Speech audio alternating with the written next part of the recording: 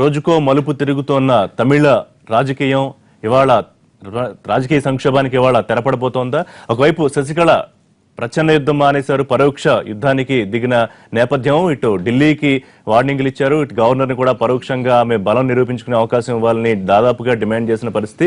ఎమ్మెల్యేలతో ఆవిడ శిబిరంలోనే మకాం వేసిన పరిస్థితి చూసాం. పన్నీర్ సెల్వం వారం రోజుల విరామం తర్వాత సెక్రటరీకి వెళ్లి సమీక్షలు నిర్వహించడం, స్టాలిన్ కూడా అక్కడికి వెళ్లడం, తీర్మానాలు చేశారు. ముఖ్యంగా అన్నా డిఎంకేకి ఎటువంటి సపోర్టు ఇచ్చే ఆలోచన లేదు అని ఒక తీర్మానం డిఎంకే చేయడం. అన్నిటికీ మించి వాళ్ళ సుప్రీంకోర్టు తీర్పు రాబోతోందన్న వార్తలు వస్తున్నాయి. దాదాపు 10:30 గంటలకి అక్రమాస్తుల కేసు విషయానికి సంబంధించి దాని అనుకూలంగా వస్తే శశికళని ముఖ్యమంత్రిగా అవ్వకుండా ఎవరు ఆపలేరని, ఒకవేళ వ్యతిరేకంగా వస్తే 10 ఏళ్ల పాటు శశికళ రాజకీయాలకు దూరం అవ్వాలని రకరకాల వాదన వినిపిస్తున్న నేపథ్యంలో ఏం జరుగుతుంది? అటార్నీ జనరల్ కూడా గవర్నర్ కి ఒక సలహా ఇచ్చారు, ఇద్దరిని బల నిరూపణకి పిలిచే అవకాశానికి సంబంధించి ఆలోచన చేయాలని. సో ఒక సంక్షోభానికి వాళ్ళు తెరపడే అవకాశం ఉందా? విషయంలో డిస్కస్ చేద్దాం. మనతో పాటు సిహెచ్ఎం కృష్ణారావు గారు, Deccan Chronicle bureau chief, senior విశ్లేషకులు జాయిన్ అవుతున్నారు. డాక్టర్ కొరదాల నరేష్ గారు, బీజేపీ అధికార ప్రతినిధి, సాకే శైలజానాథ్ గారు, మాజీ మంత్రి, కాంగ్రెస్ పార్టీ సీనియర్ నేత, దివి శివరాం గారు, సీనియర్ మాజీ ఎమ్మెల్యే, తెలుగుదేశం పార్టీ సీనియర్ నాయకులు. కృష్ణారావు గారు, ఫుల్ స్టాప్ పడుతుందా ఈ రోజు? ఒకటి ఏంటంటే, ఇది ఇవాళ చాలా అత్యంత కీలకమైన దశకు చేరుకున్న మాట వాస్తవం. ఎందుకంటే మనం గత వారం కూడా ఇదే డిస్కస్ చేసినప్పుడు అప్పుడే విద్యాసాగర్ రావు గారు సుప్రీంకోర్టు తీర్పు వచ్చేదాకా వెయిట్ చేద్దామని, ఎందుకంటే there is no urgency, already caretaker CM ఉన్నారు కాబట్టి ఆయన రాజీనామా కూడా యాక్సెప్ట్ చేశారు. అది అనేది అంతవరకు ఆ రోజు. ఆ తర్వాత జరిగిన పరిణామాలు ఈ వారం రోజులుగా మనం చూస్తున్నాం. ఈయన గారు రివోల్ట్ అవ్వడం, నేను కూడా బలం నిరూపణకు నాకు అవకాశం ఇవ్వండి అని చెప్పడం పన్నీర్ సెల్వం గారు, ప్లస్ ఇప్పుడేమో ఆవిడేమో మొత్తం రిసార్ట్కి తరలించడం, క్యాంపు నడిపించడం, ఇదంతా అంతా చూస్తాం. ఇక్కడ కీలకమైనది ఏంటంటే సుప్రీంకోర్టు ఇవాళ జడ్జిమెంటు, సుప్రీంకోర్టు ఏంటంటే మనలాగా సింగిల్ బెంచ్లు ఉండవు, అన్నీ 2 న్యాయమూర్తులతో కూడిన బెంచ్లే ఉండేది. అది కర్ణాటక హైకోర్టు వీళ్ళకి ఏవైతే ఇచ్చిందో మినహాయింపు, అంటే వీళ్ళని నిర్దోషులు అని తీర్చిందో దాని మీద ఇవాళ వాళ్ళు తేల్చాలి. ఒకటి, వాళ్ళు హైకోర్టు తీర్పునైనా వాళ్ళు ఓకే అని చెప్పడం కానీ, లేదంటే దాన్ని అంగీకరించినట్టుగా చెప్తే, అంటే అప్హెల్డ్ చేస్తే ఈవిడికి ఎటు వచ్చిన ఈవిడ శశికళ గారికి వచ్చినట్టు అవరోధాలు ఏమి ఉండవు. లేదు, ట్రయల్ కోర్టు ఇచ్చినటువంటి వ్యవహారం వాళ్ళు అదే కరెక్టు, హైకోర్టు తప్పుగా నిర్ణయించిందని తేలిస్తే ఆవిడ గారు పలానా వాళ్ళు గడువు కూడా ఇస్తారు, పలానా గడువు తదిలోకి మీరు లొంగిపోండి పోలీసులకు అంటారు. అది ఒక ఆస్పెక్ట్. అసలు ఇప్పుడు ఇంకో కొత్త ఆస్పెక్ట్ ఏంటంటే, ఈ 2 న్యాయమూర్తులు కూడా ఒకళ్ళకొకరు విభేదించే అవకాశాలు కూడా ఉంటాయి. బెంచ్లో 2 ముగ్గురు ఉన్నప్పుడు ఏంటంటే మెజారిటీ జడ్జిమెంట్ ఉంటుంది, 3, 5, 7, 9 ఈ విధంగా. అయితే ఇదైతే ఇది 2 న్యాయమూర్తులు ఎవరిని బెంచ్ కాబట్టి వీళ్ళలో ఒక డిఫర్ అయితే మళ్ళీ 3వ న్యాయమూర్తికి వెళ్తుంది. అప్పుడంటే ఇంకొంచెం లేట్ అవుతుంది. 3వ న్యాయమూర్తికి మళ్ళీ సుప్రీంకోర్టు చీఫ్ జస్టిస్ ఖేహార్ గారు పోస్ట్ చేయడం, ఆయన కేవలం ఆయన రికార్డు చూసి చెప్పాల్సిందే, మళ్ళీ అక్కడ వాదనలు అవే ఉండవు. బట్ ఇది ఇంతటి ప్రాధాన్యత కలిగిన కేసులో గత ఏడాది జూన్లో వాళ్ళు ఇచ్చినటువంటి రిజర్వ్ చేసిన తీర్పుని 8 నెలల తర్వాత ఇవ్వడం అనేది సుప్రీంకోర్టు కూడా చాలా తప్పది. ఈ విధంగా ఇంత జాప్యాలు చేస్తూ కూర్చుని మిగతా వాళ్ళందరూ తొందరగా అన్ని చేసేయాలి కార్యనిర్వాహక వ్యవస్థ అంటూ అనేవాళ్ళు, వాళ్ళ కేవలం జడ్జిమెంట్ చేయడానికి 8 నెలలు ఎందుకో మరి అర్థం కాదు. సరే, ఇప్పుడు కీలకంగా తయారైంది. ఇక్కడ ఇంకో రెండో అంశం ఏంటంటే, మనం చూడాల్సింది మధ్యలో ఈ అటార్నీ జనరల్ ముకుల్ రోస్తగి గారు ఆయన ఒకటి ఇచ్చినటువంటి ఒక సలహా, అది సలహాని తప్పనిసరిగా పాటించాల్సిన అవసరం గవర్నర్ కి. ఇద్దరిని బల నిరూపణకి పిలవాలని సలహా. అది పొరపాటుగా ఉంది. యాక్చువల్ గా ఆయన కోట్ చేసింది ఏంటంటే, సుప్రీంకోర్టు గతంలో డైరెక్షన్లు ఇచ్చింది 1998 ఇదే నెల ఫిబ్రవరి నెలలో. అప్పుడు కళ్యాణ్ సింగ్ ప్రభుత్వాన్ని రమేష్ భండారీ గవర్నర్ గారు తొలగించి జగదాంబిక పాలన చేశారు. ఆయన 1 డే సీఎంగా ఉన్న రికార్డు అయిందే మొత్తం ఇండియాలో. ఆయన చేయడం, దాని మీద ఇమ్మీడియట్ సుప్రీంకోర్టు ఆశ్రయించడంతో కళ్యాణ్ సింగ్, జగదాంబిక పాల్ ఇద్దరు అప్పుడు ఈ కాంపోజిట్ ఫ్లోర్ టెస్ట్ అనేది కొత్తగా ఒకటి పెట్టి సుప్రీంకోర్టు నుంచి ఒక న్యాయవాదిని పంపి అలాంటి కార్యక్రమాలు ఏవో చేశారు. నెంబర్ 2, జార్ఖండ్ లో కూడా ఇలాగా బీజేపీకి సంబంధించిన అర్జున్ ముండా, అయితే శిబు సోరెన్ కాంగ్రెస్ మద్దతు ఇస్తున్నటువంటి శిబు సోరెన్, వాళ్ళిద్దరి మధ్య ఇదే గొడవ వచ్చింది. అప్పుడు గవర్నర్ గా ఉన్న సిద్ధే రజ్వి, ఆయన ఇద్దరు కాంగ్రెస్ వాళ్ళే, రమేష్ భండారీకి కానీ నియమించింది కాంగ్రెసే, ఈయన కాంగ్రెసే. ఈ సిద్ధే రజ్వి గారు ఏంటంటే మెజార్టీ ఉన్నాయనికి పిలవకుండా మెజార్టీ లేని వాళ్ళని పిలిచేప్పటికీ అక్కడ గొడవ వేస్తే అక్కడ కూడా మళ్ళీ సేమ్ సుప్రీంకోర్టు ఇంటర్వ్యూన్ అయింది. ఇక్కడ సుప్రీంకోర్టు కానీ, రాష్ట్ర హైకోర్టు కానీ, మా చెన్నై హైకోర్టు, మద్రాస్ హైకోర్టు కానీ వీళ్ళు ఎక్కడా ఎటువంటి తీర్పులు కానీ ఆదేశాలు కానీ ఇవ్వలేదు ఈ కేసులో. ఇది కేవలం గవర్నర్ దగ్గర ఉన్న బంతి. గవర్నర్ దగ్గర ఏంటంటే ఇక్కడ చూడాల్సిన చాలా మంది ఈయనకి బల నిరూపకునికి ఎలా ఇస్తారు? ఆయన రాజీనామా చేశాడు, ఆమోదం అయింది, కేర్ టేకర్ గా కొనసాగుతున్నాడు. ఆయన్ని మళ్ళీ నువ్వు వెళ్ళి ఇప్పుడు ఓడిపోయిన వాళ్ళను నువ్వు వెళ్ళి మళ్ళీ పరీక్షించుకో అనేది ఎక్కడ బల నిరూపణకి వెళ్ళాలంటే ఇప్పుడు ఏమవుతుందంటే, ఉదాహరణకి శశికళ గారిది ఆవిడికి అనుకూలంగా తీర్పు వచ్చిన మాట అయితే ఆవిడని ఇక పిలవకుండా ఇవాళ బహుశా ఆయన గవర్నర్ గారు తప్పనిసరిగా ఆవిడని ఆహ్వానం తీరాలి. ఎందుకంటే శాసనసభలో మెజారిటీ ఉన్న ఏకైక శాసనసభాపక్ష నేత అన్నాడీఎంకే శాసనసభాపక్ష నేతగా ఆవిడ ఎన్నుకున్నారు. అది వీళ్ళెవరు తేల్చడానికి? Who is governor to decide all these things? ఆయన ఫోర్జరీ ఎందుకు? అలాగే ఫ్లోర్ టెస్ట్ లో చూసుకుంటారు కదా. దాంట్లో ప్రజలు ఇది శాసనసభ తేల్చాలి. Rajbhavans are not there for floor test, counting, head counting, దానికోసం దే ఆర్ నాట్ మెంట్. రెండోది, ఒక అధికార పక్షం దాని మెజారిటీ లేదని ఎవరు అనలేదు. బికాజ్ మొన్ననే శాసనసభ సమావేశాలు జరిగాయి జల్లికట్టు గార్డెన్స్ అన్ని చేసినప్పుడు. So that enjoys the confidence and of the house. అటువంటి అప్పుడు ఈ వీడికి బలపరదని వీడికి ఇచ్చి కావాలంటే ఆయన టైం ఇవ్వచ్చు. అసలు ఇచ్చి తీరాలని రూల్ కూడా లేదు. ఆవిడ ముఖ్యమంత్రిగా నేరుగా చేయొచ్చు, అంతే తప్ప మళ్ళీ నువ్వు తప్పనిసరిగా నిరూపించుకో అనాలి. ఇటొచ్చి ఈ మధ్య డిస్ప్యూట్లు వచ్చాయి కాబట్టి, వాళ్ళు ఇటు అనే పత్రికలు వచ్చాయి కాబట్టి ఓకే ఓ వారం రోజుల్లో నువ్వు నిరూపించుకోమ్మా అని చెప్పి చెప్పొచ్చు. ఇది ఆవిడ గారికి క్లియర్ అయితే. లేదు ఆవిడకి వ్యతిరేకంగా వస్తే కూడా ఏమవుతుందంటే, నేను ఒకటి ఎక్స్పెక్ట్ చేసేది ఏంటంటే, ఇటు పన్నీర్ సెల్వం గ్రూపు ఈ సూకాళ్ళు 5-6 ఉన్నారు ఎమ్మెల్యేలు. అక్కడ ఎంపీలు ఎక్కువ, ఎమ్మెల్యేలు తక్కువ. 12కి చేరిందని రాశారు. మనం 40కి చేరిందని మనమే రాసి మన మీడియా చాలా దరిద్రంగా వ్యవహరించింది. మొత్తం వ్యవహారం చాలా దరిద్రంగా, ఎలక్ట్రానిక్ కానీ ప్రింట్ కానీ. వీళ్ళు ఏదో శశికళ వీళ్ళు నిర్ధారించాల్సింది ఏదైనా కోర్టు నేరస్తులు అనేది కోర్టు తేల్చాలి. వాళ్ళు కొన్ని చోట్ల తేలుస్తారు, కొన్ని చోట్ల మళ్ళీ వాళ్ళని బయటపడేస్తారు. అవన్నీ వాళ్ళు చూసుకునేది. మనం ముందరే నిర్ణయానికి వచ్చాడు ఎందుకు పనికిరాదు అది ఇది మనం ఎవరు నిర్ణయించడానికి? ఇంత చేస్తే, ఇంత వ్యతిరేక ప్రచారం చేస్తే ఆవిడ దగ్గర ఉన్నారా? కనీసం మీ లెక్కలో 100 ఉన్నారా ఆవిడ దగ్గర? అది కూడా లేరా? ఉన్నారు కదా మెజారిటీ ఆవిడ దగ్గర. ఆవిడకి ఇంత ప్రభుత్వం ఆవిడది కాదు, ఆవిడేదో క్యాంపులు అవి నడుపుతోంది, అయినా కూడా మెజారిటీ ఉంది కదా. అందులో రకరకాల అభిప్రాయాలు బలవంతంగా ఉన్నారు. అంటే పోనీ పన్నీర్ సెల్వం అతనికి ఉన్నారా? మొత్తం 125 మంది అతనికి ఇచ్చారా? ఏది మనకు ఒక పద్ధతి పాడు ఉండాలి. లేదు, let governor take a decision, ఆయన తప్పు చేస్తే మీరు మాట్లాడాలి. ఇవేమీ లేకుండా మనమేమో నిర్ధారణకు వచ్చేసి అది ఇది అంటే, ఇప్పుడు రామారావు గారికి జరిగినప్పుడు ఏమైంది? చంద్రబాబుది ఏమైంది? అప్పుడు ప్రజాస్వామ్యం, ఇప్పుడేమో అప్రజాస్వామ్యమే. అప్పుడు క్యాంపు నిర్వహించడం ప్రజాస్వామ్యం, ఇప్పుడు క్యాంపు ఆవిడ రిసార్ట్లో పెడితే అప్రజాస్వామ్యమే. అప్పుడు గవర్నర్ చేసిందేమో రామ్లాల్ తప్పు, శంకర్ దయాళ్ శర్మ చేసింది ఉప్ప. ఇద్దరు చేసింది డిస్మిసే కదా. నాదెండ్ల భాస్కర్ లోనే ఆయన ఫస్ట్ ఎన్టీ రామారావు గారిని తొలగించింది రామ్లాల్ ఒకటే ఆర్టికల్ కింద తొలగించాడు. అదేమో అప్రజాస్వామ్యం అయింది. మళ్ళీ నాదెండ్ల భాస్కర్ తొలగించింది నెల రోజుల తర్వాత అది ప్రజాస్వామ్యం అవుతుంది ఉదయ ఆర్టికల్ అయినప్పుడు. ఇది కాదు ఇక్కడ పద్ధతి. ఏంటంటే శాసనసభే చేయాలి. శాసనసభలో కూడా ఏదైనా తేడా పాడాలు వస్తే తీసుకునేప్పుడు రాజ్యాంగ వ్యవహారం, కాన్స్టిట్యూషన్ బ్రేక్ డౌన్ అంటే governor has a authority to recommend for president rule. అది వీళ్ళిద్దరి మధ్య ఒకవేళ శశికళకు వ్యతిరేకంగా వచ్చినా కూడా, శశికళ కాకపోతే ఏదో సెంగొట్టనో ఏదో అంటున్నారు, ఇది వాళ్ళు వీళ్ళు పన్నీర్ సెల్వం కాకుండా ఈవిడి కాకుండా మధ్యవాదిగా ఎవరినైనా పెడితే దానికి ఒప్పుకుంటే అప్పుడు చాలా ఈజీగా అయిపోతుంది. ఏమంటే మేము in view of this developments మేము ఈ లీడర్ని బదులు ఆ లీడర్ని ఎన్నుకున్నాం అని చెప్పి మళ్ళీ లేఖ ఇస్తారు. ఆ లేఖ మీద గవర్నర్ గారు ఇచ్చేసి పిలిపి అతను ఆడైతే ఆడ, మగైతే మగ, ఎవరైతే వాళ్ళు ఆ నేతను ఎవరైతే వాళ్ళని పిలిపించి ప్రభుత్వాన్ని ఏర్పాటు చేయమని కోరుతారు. అంతే తప్ప ఇది ఇప్పుడు చివరికి ఎలాగో క్లైమాక్స్ చేరినప్పుడు మరి ఇన్ని ఊహాగానాలు ఉన్న మనం పాసిబిలిటీస్ అయితే మనం డిస్కస్ చేయొచ్చు. మీతో మాట్లాడే ముందు ఒక్కసారి చెన్నై నుంచి అప్డేట్ తీసుకునే ప్రయత్నం చేద్దామండి. దినకర్ ఉన్నారు గోల్డెన్ బీ రిసార్ట్స్ దగ్గర నుంచి లైవ్ అప్డేట్ ఇవ్వడానికి. దినకర్, ఏం జరుగుతుంది అక్కడ? గోడ దూకిన ఎమ్మెల్యేలతో పన్నీర్ సెల్వం దగ్గర 12, 13 అని లెక్కలు ఇవాళ పత్రికల్లో వచ్చి అసలు ఎంతమంది ఉన్నారు శశికళ వెనకాల? ఇవాళ సుప్రీంకోర్టు తీర్పు నేపథ్యంలో భారీగా బలగాలను కూడా అక్కడ మోహరించిన పరిస్థితి. ఏం జరుగుతోంది? గత 20 ఏళ్లుగా తమిళనాడు రాజకీయాల్ని ప్రభావితం చేసినటువంటి ఈ కేసు ఈ రోజే రావడం అన్నది ఆ పార్టీకి పెద్ద శరాఘాతంగా మనం చెప్పవచ్చు. అయితే మొదట ప్రస్తుతం నేను ఇక్కడ గోల్డెన్ బే రిసార్ట్స్ దగ్గర ఉన్నాను. ఇక్కడ నుంచి ఎన్టీవీ ఇక్కడ జరుగుతున్నటువంటి అప్డేట్స్ అన్నింటినీ చెప్పడానికి ఇక్కడ చేరుకుంది. ఈ ప్రస్తుతం ఇక్కడ చూస్తున్నాం, భారీ సెక్యూరిటీ ఏర్పాటు చేసినటువంటి పరిస్థితి మనకు కనపడుతుంది.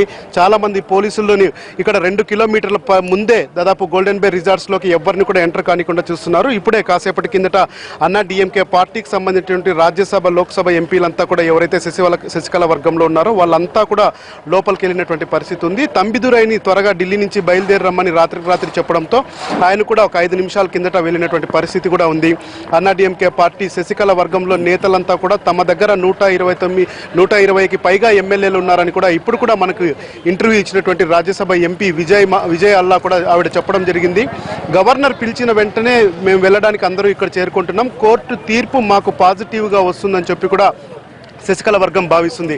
అయితే రాత్రి జరిగినటువంటి పరిణామాలు, శశికళ రాత్రి నుంచి ఇక్కడే ఉండడం, కానీ ఆవిడ మరి కాసేపట్లో ఇక్కడ చేరుతుందని వార్తలు వచ్చిన నేపథ్యంలో ఒక ఎమ్మెల్యే, ఏదైతే దక్షిణ మధురై ఎమ్మెల్యే శరవణన్ ఉన్నారో ఆయన వాళ్ళని రిక్వెస్ట్ చేసుకొని ఏడ్చి ఇక్కడి నుంచి చాలా ట్రాజడీగా బయటికి వెళ్ళిపోయినటువంటి సందర్భం ఇక్కడ నెలకొంది. ఆయన రాత్రికి రాత్రి మధురై ఎంపీతో సహా కలిపి ఆ గుంపులో చేరడం జరిగింది. సో ఇప్పటి వరకు ఇక్కడ స్కోర్ కార్డ్ చెప్తాను ఎలా ఉందో పరిస్థితి అన్నది. దాదాపు ఎమ్మెల్యేలు కేవలం 8 మంది వరకు మాత్రమే ఓ పన్నీర్సెల్వం వర్గంలో ఉన్నారు. 12 మంది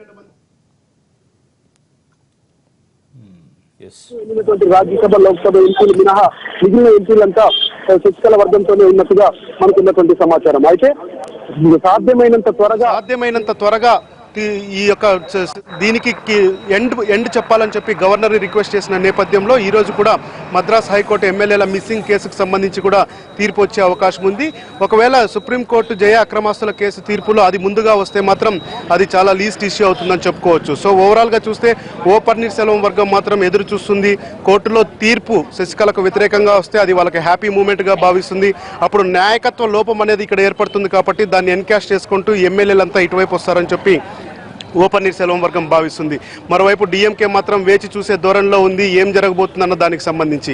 ఇక శశికళ వర్గం ఏం చేయబోతుందన్న దానికి సంబంధించి కీలకంగా మారాయి. ఆవిడ రాత్రి 12 గంటల వరకు కూడా ఎమ్మెల్యేలతో సమావేశమైంది. తెల్లవారుజామున 2 గంటల వరకు కీలకమైనటువంటి 5 మంది నేతలతో సమావేశం జరిగింది. వాళ్ళ దగ్గర 2 ఆప్షన్స్ కూడా కోర్టు తీర్పు వ్యతిరేకంగా వస్తే మాత్రం నెక్స్ట్ శాసనసభ పక్ష నేతగా ఎవరు ఉండాలన్న దానికి సంబంధించి కూడా ఆవిడ 3 ఆప్షన్లు ఇచ్చింది. అదే విషయాన్ని కూడా ఎమ్మెల్యేలకు చెప్పడం జరిగింది.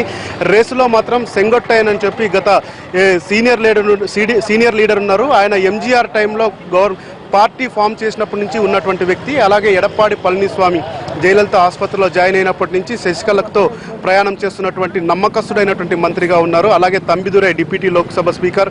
వీళ్ళు ముగ్గురే శశికళకు రాజకీయంగా నడిపిస్తున్నటువంటి నేతలుగా మనం భావించవచ్చు. ఎమ్మెల్యేలంతా కూడా మద్దతు ఉన్నటువంటి వాళ్ళు. ఇక శశికళ కుటుంబం కూడా పూర్తి స్థాయిలోనే ఎక్కడికక్కడ ఏర్పాట్లు చేస్తున్నారు.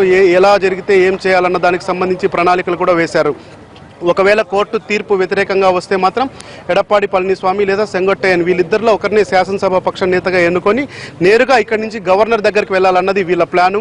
ఒకవేళ పాజిటివ్గా వస్తే సంబరాలు చేసుకుంటూ శశికళతో పాటు మిగిలిన మొత్తం అందరూ కూడా ఇక్కడి నుంచి బయలుదేరి రాజ్భవన్కి వెళ్ళి కలవాలన్నట్టు ప్రణాళికలో వాళ్ళు ఉన్నటువంటి మనకు సమాచారం. మరి 10:30 సుప్రీంకోర్టు తీర్పు ఎలా రానుందన్నది మాత్రం ఉత్కంఠగా ఎదురు చూస్తున్నటువంటి పరిస్థితి ఉంది. సో ఇది ఇక్కడ జరుగుతున్నటువంటి developments. Rishi, right, thank you Dinakar for the live updates. Right Naresh గారు, సో ఇంకా డ్రాగ్ ఆన్ చేయడం కుదరకపోవచ్చు. వారం 10 రోజులుగా చేశారు. సరే, కొన్ని విమర్శలు వస్తున్నాయి. సరే, రాజ్యాంగ నిర్ణయాలా లేకపోతే న్యాయపరమైన నిర్ణయాలా, కానీ వాళ్ళు ఏదో తీర్పు వచ్చిన తర్వాత మాత్రం ఖచ్చితంగా ఏదో ఒక మూవ్ తీసుకోవాల్సిన పరిస్థితి కదా. సుప్రీంకోర్టు అంటే బొంబాయి కేసులో జడ్జిగా వ్యవహరించిన పిబి సావంత్ గారు ఒక స్టేట్మెంట్ ఇచ్చారు. నేను జడ్జిమెంట్ వచ్చే వరకు గవర్నర్ వేచి చూడడంలో అర్థం ఉన్నది, దాంట్లో తప్పేం లేదని చెప్పేసి చాలా స్పష్టంగా గవర్నర్ గారు ఫస్ట్ కాంచి కూడా రాజ్యాంగబద్ధంగా, న్యాయబద్ధంగా, ధర్మబద్ధంగా వ్యవహరిస్తున్నారు. ఎలాంటి అంటే పక్షపాత ధోరణి లేకుండా. సో వారు చాలా స్పష్టంగా, అందులో న్యాయశాస్త్ర పండితుడు ఆయన కూడా 40 ఏళ్ళ సుదీర్ఘ రాజకీయ అనుభవం ఉన్న వ్యక్తి కాబట్టి ఆయన ఏదైతే మనం తమిళనాడులో ఆ రోజు సండే ఏమైనా ఎన్నుకున్న తర్వాత ఒకరోజు గ్యాప్ ఇచ్చిన తర్వాత మళ్ళీ ఈయన పన్నీర్సెల్వం గారు మమ్మల్ని బలవంతంగా నన్ను రిజైన్ చేయించారని చెప్పిన తర్వాత ఈ లోపల ఇంతకుముందు సార్ అన్నట్టు ఆ పేర్లు దీంట్లో కొన్ని ఫేక్ ఉన్నాయని వచ్చిన తర్వాత ఈ లోపల తొందర ఏం లేదుగా నిజ నిర్ధారణ రాని, ఈరోజు సుప్రీంకోర్టు జడ్జిమెంట్ రాని అని చెప్పేసి గవర్నర్ గారు ఎదురు చూడడం ఇది జరిగింది. వీలైనంత త్వరగా అంటే నేను అటార్నీ జనరల్ రోహిత్ గారు కూడా రోహిత్గి గారు కూడా బల నిరూపణ శాసనసభలో చూపించుకోవాలని చెప్పేసి 2 వర్గాలకు చెప్పడం జరిగింది.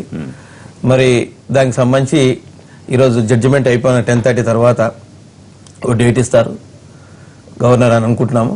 దాని ప్రకారంగా జరుగుతుందని అనుకుంటున్నాం. అంటే ఒకవేళ అనుకూలంగా వస్తే వెంటనే పిలవాల్సిన అవసరం ఉంటుందేమో, డేట్ ఇవ్వడం అది ఉండకపోవచ్చు. అంటే ఏదైనా బల నిరూపణ అనేది ఇప్పుడు ఎందుకంటే ఇక్కడ నిన్న మాట దగ్గర ఆలస్యమైన పరిస్థితి. అవును, ఇప్పుడు డిఎంకే పార్టీ ప్రమాణ స్వీకారానికి డేటు సంప్రదించి చేయాలి కదా, చేయాలి.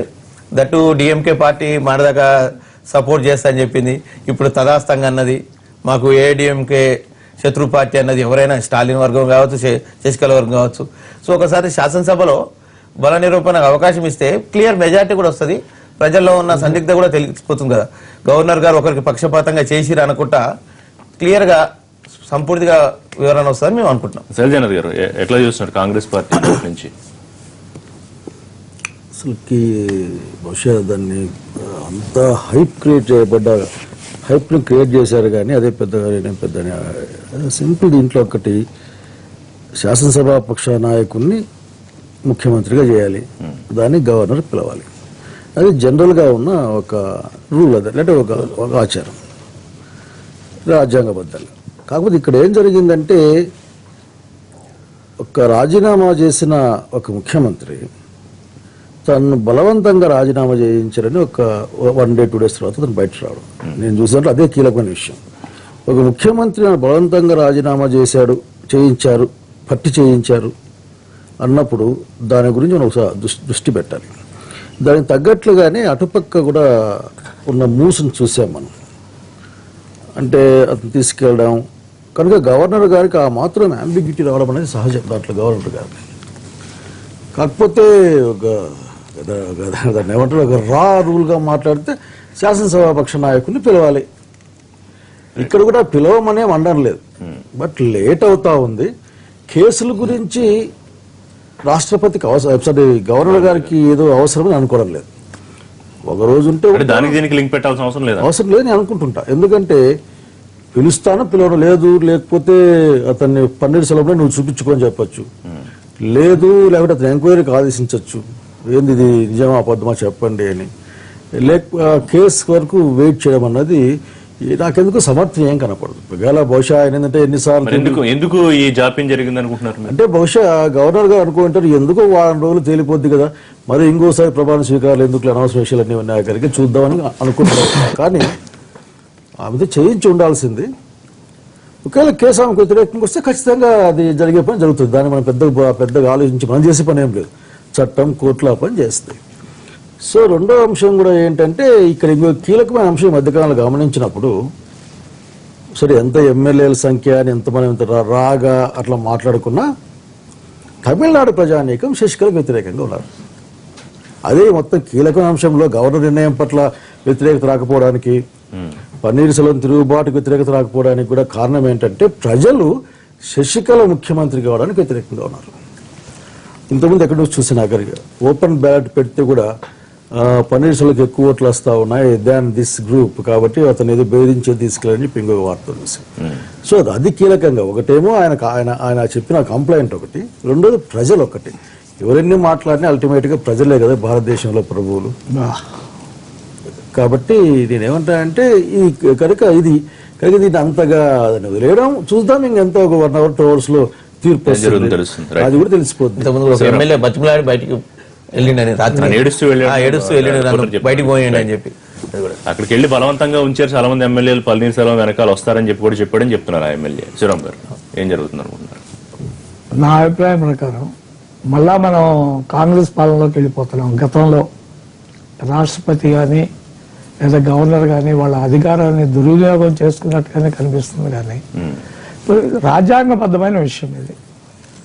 ఇప్పుడు ఎక్కడ కూడా ఒక ఎంపీ సీఎంగా ఎలక్ట్ అవుతున్నప్పుడు మెజారిటీ ఉన్న పార్టీ అసెంబ్లీలో, ఇది చట్టబద్ధమైన మెజారిటీ ఉన్న పార్టీ వాళ్ళ నాయకుడిగా ఎన్నుకున్న మనిషికి అతనికి వాళ్ళకి అవకాశం ఇవ్వాల్సిన బాధ్యత గవర్నర్కి. అసలు అతనికి ఎలాంటి వేరే సమర్థనీయం కాదు, అతనికి వేరే ఆలోచన సంబంధం లేదు. నెంబర్ 1. నెంబర్ 2, ఒకవేళ డౌట్ ఉంటే హస్బెండ్ టు పేరెంట్ తప్పు కూడా లేదు. ఇది నీకు 120 మంది ఉన్నారు అంటున్నారు, లేదా what ever number it is, మీరు తీసుకురండి అక్కడికి మా దగ్గర. ఇది కొంతమంది ఏమంటున్నారు, సంతకాలు ఫోర్జరీ అయ్యి అంటున్నారు. ఓ పక్కేమో పన్నీర్ సెల్వం గారు what sort of CM is, నన్ను ఫోర్స్ అది ఆయన వెళ్ళి రాజభవన్లో ఇచ్చాడు రాజీనామా. అది ఎక్కడో బయట పేపర్ ముందో లేకపోతే ఎక్కడో ఇవ్వాల. నన్ను ఫోర్స్ చేశారంటే అప్పుడే చెప్పొచ్చు ఆయనకి, I don't want to do it అని చెప్పొచ్చు. అంటే అప్పటికి ఆయనకి ఇప్పుడున్న బలం లేదేమో ఆయన. ఇప్పుడు ఏముంది బలం? అది ఇప్పుడు ఏదో ఉందండి, ఇప్పుడు ఏమన్నా ఉంటే ఆ బలం కాదండి. ఆయన వెనకాల ఎవరో ఉన్నారు నడిపిస్తున్నారు. గారు చెప్పిన పాయింట్ కొంత వ్యాలిడ్ పాయింట్.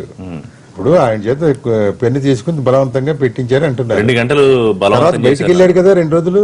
బయటికి వెళ్ళినప్పుడు గవర్నర్ ఫోన్ చేసి యాక్సెప్ట్ కావడానికి ముందర, యాక్సెప్ట్ అయిపోయిన తర్వాత ఎవరు చేయడానికి లేదు, యాక్సెప్ట్ కావడానికి ముందర విత్డ్రా చేసుకునే అవకాశం ఎవరికైనా. ఒకటి రెండో విషయం కూడా, ఒక ఆపద్ధర్మ మంత్రిగా ఉన్న అతను, ముఖ్యమంత్రిగా ఉన్న అతను, హీ కెనాట్ టేక్ కీలకమైన నిర్ణయాలు తీసుకోవడానికి వీల్లేదు. ఇవాళ వెళ్ళి మళ్ళీ ఆయన ఏదో ఫైల్స్ అది ఇది అది సరే, that is a different issue. ఇక్కడ మన ఇష్యూ ఏంటంటే సీఎం గా ఎవరిని నిర్ణయించాలనేది. ఇప్పుడు ఆవిడ మీద కేసుకి దీనికి సంబంధం లేదు. సపోజ్ ఇవాళ సుప్రీంకోర్టు ఫర్ రీజన్స్, మనకు తెలియని రీజన్స్ కి వాళ్ళు మళ్ళా వాయిదా వేస్తారు తీర్పు, అప్పుడు ఏం చేస్తారు? కాబట్టి గవర్నర్ దీంట్లో ఓవర్ స్టెప్ అయ్యాడు.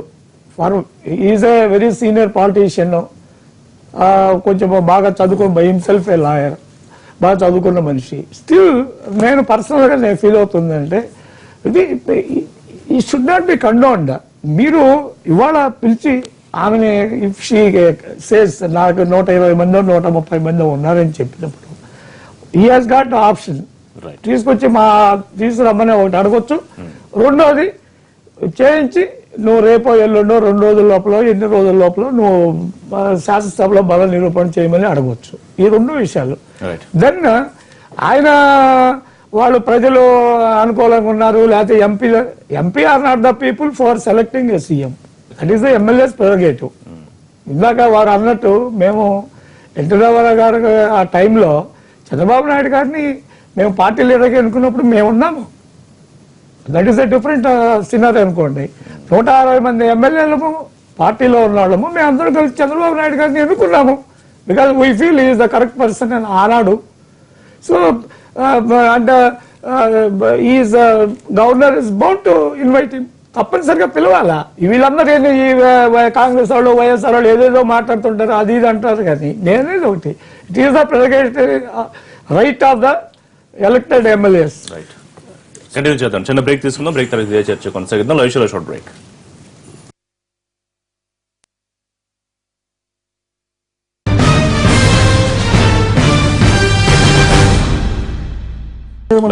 కృష్ణారావు గారు, శశికళ పన్నీర్ సెల్వం మధ్యలో స్టాలిన్, అంటే మొదటి నుంచి ఏదో సెల్వానికి డిఎంకే మద్దతు ఇస్తుంది, స్టాలిన్ తో చట్టాబట్టాలు సుధీర్ గారు, అసలు అది ఆయన మద్దతు ఇవ్వాల్సిన అవసరం ఏముంటుందనే ప్రశ్న అప్పుడు వచ్చింది. నిన్న ఆయన తీర్మానాలు చేశారు, మేము ఎవరికి మద్దతు ఇవ్వం, పైగా ఉత్తరాలు రాశారంటారు, త్వరలో మనమే అధికారం చేపడతామని ఏదో కార్యకర్తలకు ఉత్తరాలు రాశారని. సో డిఎంకే వ్యవహారాన్ని ఎట్లా చూడాలి ఎపిసోడ్లో? డిఎంకే ప్రధాన ప్రతిపక్షం. మొన్న ఇంతవరకు ఏంటంటే అక్కడ తమిళనాడులో ఎన్నికలు జరిగినప్పుడల్లా ఓవర్వెల్మింగ్ గా ఏదో పార్టీకి మెజారిటీ వచ్చేది. మిగతా ప్రతిపక్షంగా ఉన్నదానికి ఒకటి స్థానం. ఇప్పుడు ఉదాహరణ చెప్పాలంటే అన్నా డిఎంకేలో ఒకసారి ఆవిడే గెలిచింది, శ్రీలలిత ఒక్కళ్ళే. అలాగే కరుణానిధి ఒక్కడో గెలిచారు. ఆ ఒక్కడో ఆయన హౌస్కి వెళ్ళా, ఈవిడే వెళ్ళలేదు, ఏదో అవమానం జరిగింది ఇవన్నీ వ్యవహారాలు. ఈసారి ఫస్ట్ టైం ఏమైందంటే చాలా ఎక్కువ ఈక్వల్ గా మీకు మెయిన్ పోస్ట్ కూడా ఉంది. ఇప్పుడు భారతీయ జనతా పార్టీ, కాంగ్రెస్ జాతీయ స్థాయిలో ఎలాగో డిఎంకే, అన్నా డిఎంకే కూడా అదే విధంగా ఒరిజినల్ గా డిఎంకే నుంచే విడిపోయి అన్నా డిఎంకే ఫార్మ్ అయింది. ఈయనే అసలు ఎంజీఆర్ని పట్టుకుని, ఈయన జయలలితని పట్టుకొచ్చింది, ఇవన్నీ ఈయనే. మళ్ళీ వాళ్ళు డిఫర్ అయ్యి వేరే పార్టీ పెట్టుకున్నారు వ్యవహారం. వాళ్ళు ఏం చేస్తారంటే ప్రతిపక్షం అనేది, ఇప్పుడు కాంగ్రెస్ బీజేపీ ఎందుకు చెప్పానంటే వీళ్ళు ఒకరికొకరు కలిసే ప్రెసిడెంట్ డజంట్ అరేంజ్. అయితే అడ్వాంటేజ్ తీసుకోవడానికి ప్రయత్నిస్తారు. అవతల రూలింగ్ లో ఉన్నది బీజేపీ ఏం చేసినా దాన్ని వ్యతిరేకించడము, ఇంకోటో వాళ్ళ ఐడియాలు చెప్పుకోవడం. అలాగే అదే డిఎంకే కూడా. అలాగే ఇందులో ఉన్నటువంటి అన్నా డిఎంకేలో ఇవాళ అది దురదృష్టవశాత్తు అని అనాలి, మన ఆవిడ చనిపోవడం అనేది. వాళ్ళు దాన్ని అదృష్టవశాత్తు కూడా అనుకుంటారు. ఏమిటంటే వాళ్ళకి ప్రధానంగా ఉన్నటువంటి ప్రత్యర్థి లేదు, కకావికలు అయిపోయింది. ఉన్న ఊరిలో ఈ పన్నీర్ సెల్వం పప్పెట్ టైప్ గా తయారయ్యాడు. ఆయనకేం పెద్ద ఒరిజినల్ గా ఏమీ లేదు. 5 ఎమ్మెల్యే ఇంతమంది వారం రోజులుగా ఉన్నా కూడా 5 రోజుకో ఎమ్మెల్యే కూడా లేకుండా అయిపోయిన పరిస్థితి అయింది. అతను దేని మీద డిపెండ్ అవుతాడు అన్నాడీఎంకే మీద డిపెండ్ అవ్వాలి, బికాజ్ అతను belongs to that party. But he depending on DMK. ఏంటంటే నేను కానీ ఒకవేళ బలపరీక్ష జరిగితే ఇక్కడైనా కొంతమంది ఎమ్మెల్యేలు జారిపోయినా అటు నుంచి సపోర్ట్ చేస్తారని. అంటే ఏమవుతుందంటే కాంగ్రెస్ తరహా రాజకీయం, ఉదాహరణకి ఇప్పుడు రాజీవ్ గాంధీ గారు ఇందిరాగాంధీ గారి చరణ్ సింగ్ వ్యవహారంలో చేసినట్టు, రాజీవ్ గాంధీ గారి చంద్రశేఖర్ వ్యవహారంలో చేసినట్టు ఇలా చాలా మంది చేశారు. సీతారాం కేసరి గారు 2 సార్లు దేవగౌడకి గుజరాల్కి చేసినట్టుగా వీళ్ళు ఏమంటారు, మేము శాసనసభలో ఏమిటంటే మెజారిటీ అనేది చాలా మంది అనుకున్నట్టుగా ఆ పార్టీకి ఉండక్కర్లా, శాసనసభలో మెజారిటీ ఉండాలి. ఆ రోజు సభకి హాజరైన సభ్యుల్లో సగానికి పైన ఒకడు ఉండాలి. 51-49 అంటారు డెమోక్రసీ అంటే, అలా ఉండాలి. ఇప్పుడు పివి నరసింహారావు గారు 226తో మొదలైంది 1991 మే నుంచి. ఆయన దిగిపోయేది 1996లో దిగిపోయేప్పుడు కూడా మైనార్టీ గవర్నమెంట్ 256 పెరిగింది అంతే, 272 ఫిగర్ లేదే లేదు. బట్ ప్రతిసారి ఆయన సభలో మెజార్టీ నిరూపించుకున్నాడు. అంటే ఒక పక్షం బయటకు వెళ్ళిపోవడం ఏదో చేయడం. ఆ తరహాలో డిఎంకే ఏం చేస్తుందంటే ఒకవేళ పన్నీర్ సెల్వాన్ని చేయడం వల్ల ఎప్పుడైనా వాళ్ళు మద్దతు ఉపసంహరించుకోవచ్చు.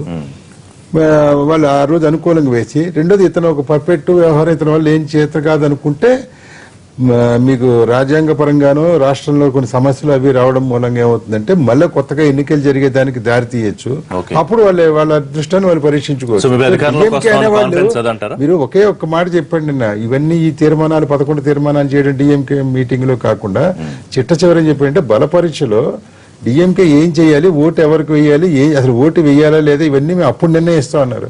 At the spur of the moment ఆయన చెప్పొచ్చు, మేము ఓటు అమ్మాయిని ఓడించడం కోసం, శశికళను ఓడించడం కోసం ఒకవేళ అలాంటిదైనా వస్తే.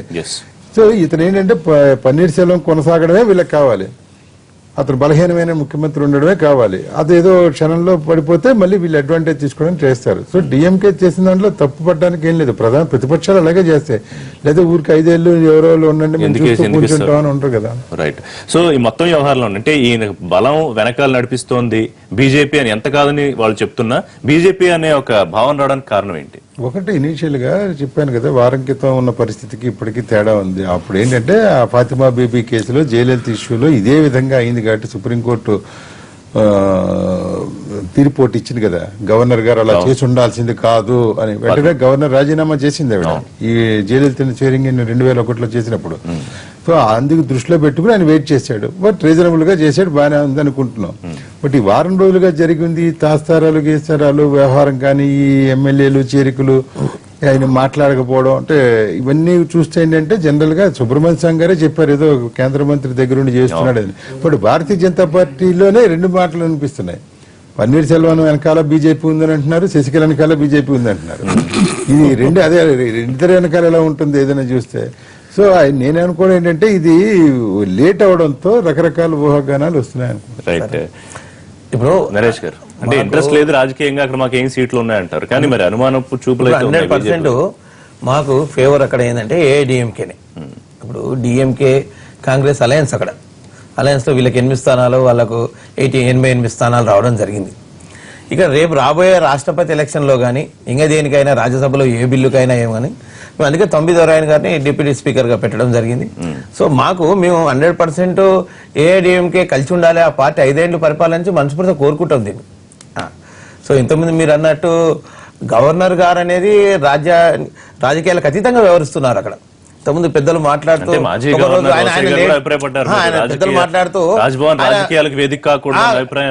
ఆయన గవర్నర్ గారు లేట్ చేశారని పెద్దలు మాట్లాడుతూ చెప్పారు. అదే గవర్నర్ గారు ఒకరోజు ముందే అంటే ఇమీడియట్ గా పెడితే ఎంత తొందర ఏమొచ్చింది, ఈ మాట కూడా ఈ కామెంట్స్ కూడా వస్తుండే.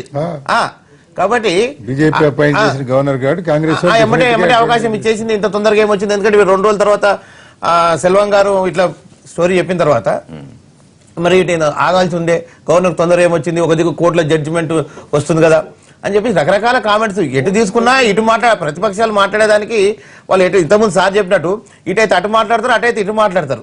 కాబట్టి గవర్నర్ గారు కరెక్ట్ గా ఆయన న్యాయబద్ధంగా వ్యవహరిస్తుంది. భారతీయ జనతా పార్టీ మనస్ఫూర్తిగా ఏఐడిఎంకే కలిసి ఉండాలని కోరుకుంటున్నాం. 80% డిఎంకే చేతిలో పోవద్దు అనుకుంటున్నాం. ఎందుకంటే డిఎంకే సపోర్ట్ తోటి ఒక 6 నెలల్లో సంవత్సరంలో ఒక 6 నెలలు మాక్సిమం అంతకంటే కూడా ఎక్కువ ఉంచరు. ఎత్తేయడం మళ్ళీ ఎలక్షన్ పోవడం జరిగి వాళ్ళకి ఎందుకంటే ల్యాక్ ఆఫ్ లీడర్షిప్ వల్ల వాళ్ళ అధికారం రావచ్చు అని వాళ్ళు అనుకుంటున్నారు. కాబట్టి స్పష్టంగా భారతీయ జనతా పార్టీ ఏఐడిఎంకే ఒక యూనిట్గా ఉండాలి. అది అధికారంలో ఉంటేనే మాకు కూడా అన్ని రకాలుగా ఉంటుంది. మేము కూడా దానికి సపోర్ట్ ఉంటాం. కాబట్టి కానీ దీనికి శైలజనాథ్ గారు, ఎలాంటి- Congress support outright Panneer సెల్వంకేనా?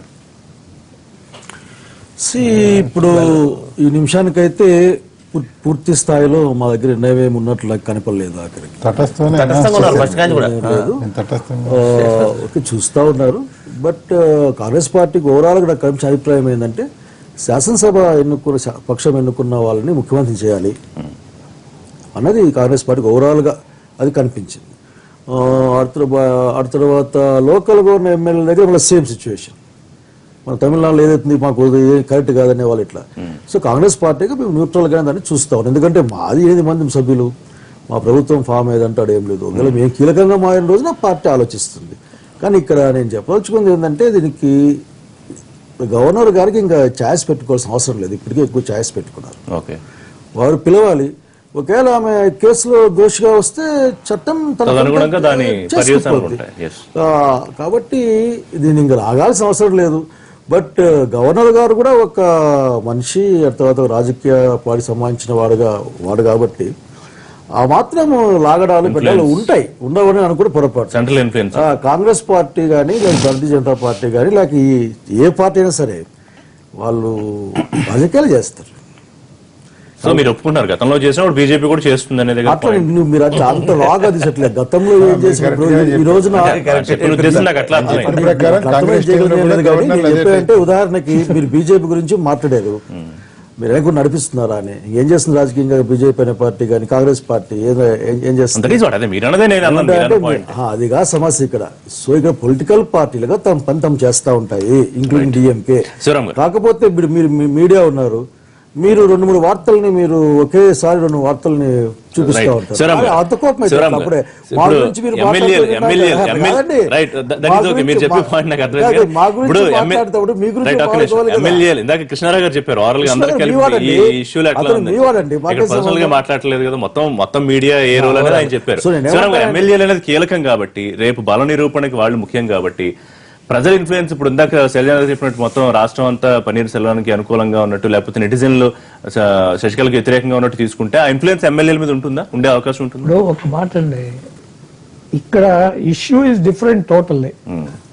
ప్రజాభిప్రాయం ప్రకారం తీసుకోవాలా లేకపోతే రెఫరెండం పెట్టాలనే మాట వద్దు అసలు. ఇక్కడ రెఫరెండం Doesn't have any- ఎమ్మెల్యేల ఇన్ఫ్లుయెన్స్ గురించి ఎమ్మెల్యే మాట్లాడు. ఒక మాట, ఎమ్మెల్యేలు కనుక లోకల్ పీపుల్ చెప్పి నువ్వు అటు పోవటానికి వీలేదు, నువ్వు బయటికి రా అని నేను ఎక్కడ వింటం లేదు, మనం ఎక్కడ పేపర్స్ లో కూడా చూడలేదు ఇంతవరకు. నేను ఇందాక పెద్ద ఆయన చెప్పినట్టుగానే ఇది నెటిజన్లు, సిటిజన్లు ఫోన్లకి bulk లేదా messages వెళ్తాయి. మీడియా చాలా హైపర్ పోతా ఉన్నది. నేను చెప్పేది మనకు తెలియని విషయాలు ఎక్కువ మాట్లాడుతున్నాం. ఇక్కడ మనకి issue only one thing, Right. ఇది కాన్స్టిట్యూషన్ రాజ్యాంగం ప్రకారం మనం నడుచుకోవాల్సిందే కానీ రాజ్యాంగంలో governor is bound on constitution. ఆయన ఇష్టం వచ్చినట్టు చూద్దాము. నా పర్సనల్ ఒపీనియన్ అంటే ఇప్పటికే విద్యాసాగర్ రావు గారికి ఇదివరకు ఉన్నంత దానికన్నా కొంచెం ప్రెస్టేజ్ తగ్గిందనే నేను భావిస్తున్నా. ఎందుకంటే ఈజ్ ఏ సీజన్డ్ మ్యాన్, బాగా హైలీ నాలెడ్జబుల్ మ్యాన్.